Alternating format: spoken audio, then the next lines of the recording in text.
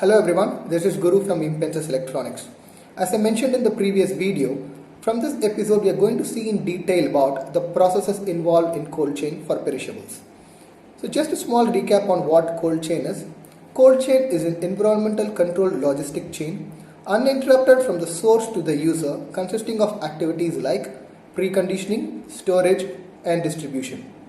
These are all the processes involved in a cold chain. Today I am going to talk about the first step involved in this, which is preconditioning. Let's get into the topic. Even before the commodities like fruits and vegetables enters into any of these temperature controlled chambers, there are several activities like sorting, grading, cleaning and packing needs to be done. This normally happens in a place called pack house. So what is a pack house? What happens inside a pack house? A pack house comes with a facility for conveyor belt which can be used for sorting, grading, washing, drying and weighing. A typical pack house starts with the receiving area, which is a shaded area where produce arrive and weighed. So from the receiving area, the commodities are moved to sorting and grading area. It is a food handling hall with conveyor belts. Again, the use of conveyor belts depends upon the commodities. For example, commodities like mangoes, kiwis or tomatoes needs conveyor belt, whereas commodities like banana have a different mechanism. So, sorting and grading is an activity where the commodities are sorted according to their size, color or ripening level and graded so that it can be assigned to different sales channels like local market sale or localized storage that can be used during off seasons or to the distant markets or exports to the food processing units or more.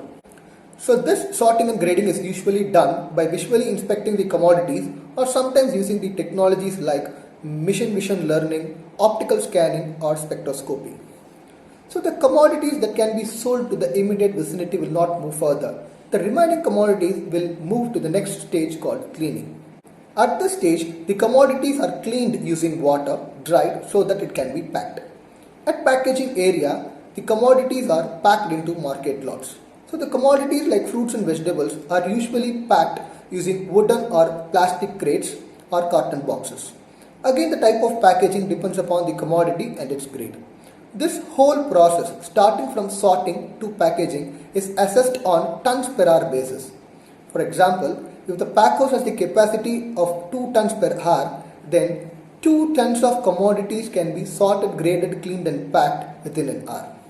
These pack houses are usually constructed close to the farming area with pre-cooling and dispatch cold room facilities. So let's move to the next stage called pre-cooling.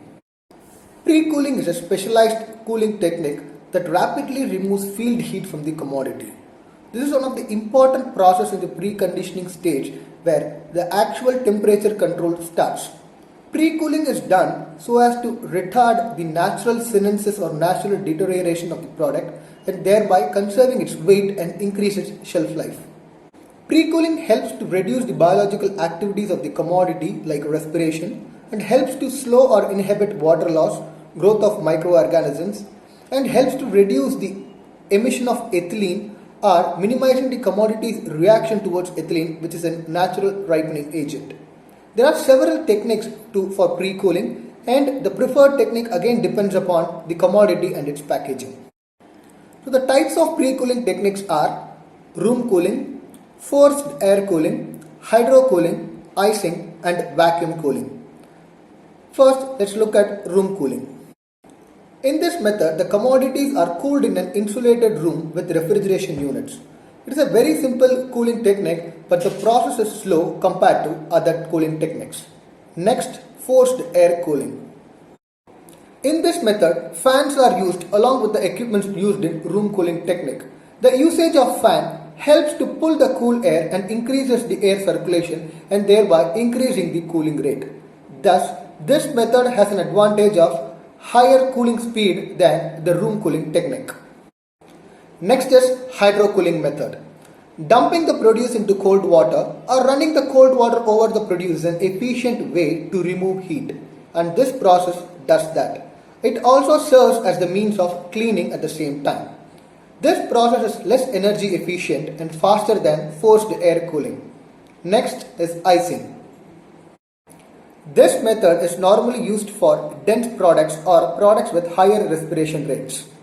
In this method, crushed ice is added to the container over top of the produce, which immediately remove heat from the commodity. Next is vacuum cooling. In this method, the commodities are enclosed in a chamber in which vacuum is created. As the vacuum pressure increases, the water from the commodity evaporates and removes heat from the tissues. So these are all the techniques used for pre-cooling. So once pre-cooling is done, the commodities are moved to the transitory cold storage. At transitory cold storage, the commodities are stored temporarily at lower temperature until it is moved towards transport. So that is it about preconditioning. If you have any questions or suggestions, please comment below. We will definitely get back to you. In next video, I will talk about the next process in the cold chain, which is transport. Until then, goodbye.